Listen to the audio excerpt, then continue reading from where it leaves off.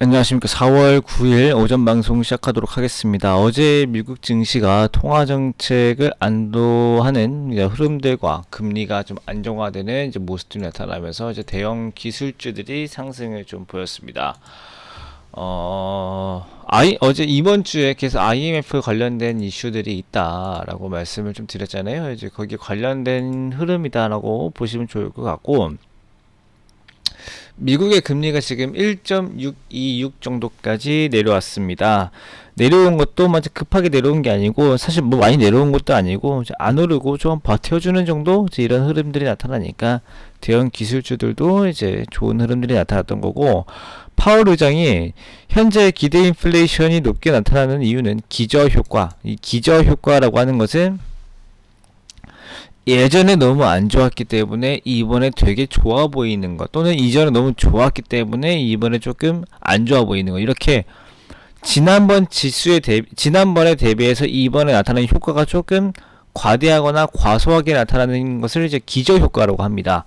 이제 코로나 때 이 경제가 너무 안 좋고 디플레이션이 나타났었기 때문에 지금 인플레이션이 나타나는 것은 기저 효과다, 이렇게 표현이 되는 겁니다.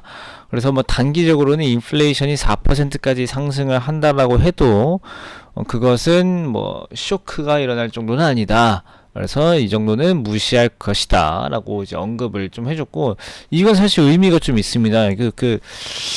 파월이 사실 이 인플레이션에 대해서 정확하게 발언을 한 적이 없었는데 4%라는 정확한 수치까지 제시를 해버려서 했어요. 가지고 저는 되게 의미 있는 이야기다라고 볼 수 있을 것 같고요. 그 다음에 연준의 자산 매입 정책을 축소하기 위해서는 물가와 고용 목표의 실질적인 확인이 필요하다라고 이야기를 했잖아요. 이것도 왜 중요하냐면은 지금 연준이 자산을 막 매입을 하고 있습니다. 막 매입을 하고 있어요. 막 120빌리언 달러를 막 매입을 하고 있는데, 그 자산 매입이다라고 하는 건요, 기준금리를 내리다가 기준금리를 지금 더 내리기는 애매할 때는 채권을 매입을 해가면서 시장금리를 조절하는 역할을 하게 됩니다. 그리고 연준이 자산을 매입하는 이유는요, 누군가가 자산이 작고, 그러니까 돈이 작고 필요하다. 그러니까 저기서 자산 매입이라는 것은 국채예요, 국채. 연준이 국채를 사들이는 이유는 누군가 국채를 계속 발행을 합니다. 근데 국채는 누가 발행하냐면은 미국의 재무부가 발행을 하죠. 재무부가 발행하는 이유는 국가를 부양하는 정책들을, 예산을 쓰기 위해서 국채를 발행을 하는 거예요. 근데 이 국채를 발행하다가 남들한테 이 국채를 팔아야 되는데 국채를 안 사줍니다. 왜 안 사주냐면은 금리가 너무 낮아서. 미국 국채 지금 사봤자 이자 너무 안 주네. 그러면 미국 국채가 크게 뭐 메리트가 없네. 어쨌거나 어떻게 사? 지금 뭐 다른 나라 국채 사든가 주식 정도 사야지 내가 원하는 수익률을 맞추지. 이제 이렇게 되다 보니까 미국의 국채가 안 팔립니다. 미국의 국채가 안 팔리게 되면은 채권의 가격이 점점 떨어지고 미국의 금리가 점점 올라가게 되겠죠. 왜냐면은 이제 가격은 떨어지고 이제 금리가 올라가야 사람들한테 이제 매력이 생기게 되죠. 그래서 지금 이랬다가 연준이 이것을, 그래도 국채가 지금 이게 다 충당이 안 되니까 재무부가 발행해도 이제 연준이 사줍니다. 우리나라로 치면은 기재부에서 채권을 발행하는데 한국은행이 그 채권을 사는 거예요. 그렇게 되고, 그러면은 미국이 기준금리를 올리기 전에는 채권을 매입하는 양이 점점 줄어들겠죠. 연준에서 굳이 채권을 매입하지 않아도 될 정도로 사람들이 채권을 사기 시작하고, 그 말은 뭐냐면은 그 정도까지 금리가 올랐다는 얘기죠. 그러면은 여기서 잠깐 써드릴게요. 시장금리가 상승한다. 장기금리 상승한다. 그러다가 사람들이 미국채를 매입하기 시작한다.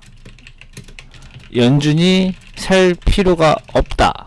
그러니까 이 세 가지가 모두 충족이 되어야지 미국에서는 기준금리를 올릴 수가 있는 거예요. 그러니까 지금은 시장금리가 상승하는 단계입니다. 상승하는 단계인데 아직까진 사람들이 매입을 하기 이제 시작했지 막 연준이 살 필요가 없을 정도는 아니에요. 연준이 이번 조금 줄였어요. 조금 줄였는데 그 이유는 사람들이 사기 시작했기 때문에. 근데 이게 더 올라오지 않는다라고 하면은 이게 더 올라가려면은 시장 금리가 더 올라야겠죠. 그래서 연준이 아직까지 살 필요가 없는 단계까지는 아니고 아직까지 연준이 사야 되는 단계인데 연준이 언제까지 살 수 있냐면은 물가와 고용 지표가 실질적으로 많이 오르기 전까지는 연준은 일단은 다 사들인다. 이제 이렇게 얘기를 한 거예요. 그럼 연준이 이제 자산 매입을 이제 안 하기 시작하면은 그때부터는 미국의 기준금리가 오르고 본격적으로 긴축 정책이 시작된다는 얘기예요. 근데 그때까지는 아직 멀었다라고 얘기를 한 거죠. 그래서 이것도 굉장히 중요한 말입니다. 그리고 종목별로는 뭐 애플, 마이크로소프트 같은 대형 기술주 테슬라도 올랐습니다. 그 다음에 전자상거래, 언택트 이런 것들이 올랐습니다. 그리고 오늘 우리나라는 이제 어제 시장이 이랬고 이제 오늘은 반도체랑 이제 기술주라기보다는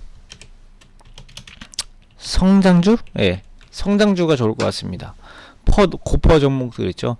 이런 것들 중심으로 상승이 나타날 수 있을 것 같고요.